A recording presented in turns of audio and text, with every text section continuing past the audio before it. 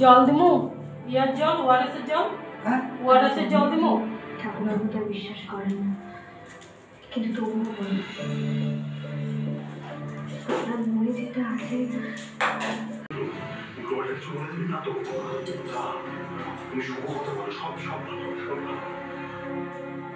ঋষিরাজ সিংহ রায় আর ছেলে চৌধুরী, এদের দুজনকে আমি যথেষ্ট অবজারভেশনে রেখেছি।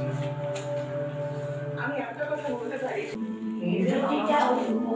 বাচ্চাদের জন্য এতটা ভাবে বলে আমার মনে হয় নীল ফুলের মতো।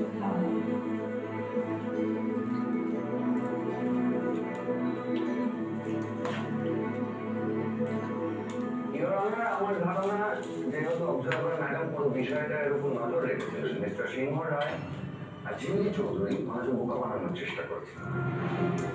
আমি শুনছিলাম মন দিয়ে কথাগুলো যেগুলো উনি বলছিলেন। বাবা মা সেদিন টিভির সামনে মনোরঞ্জন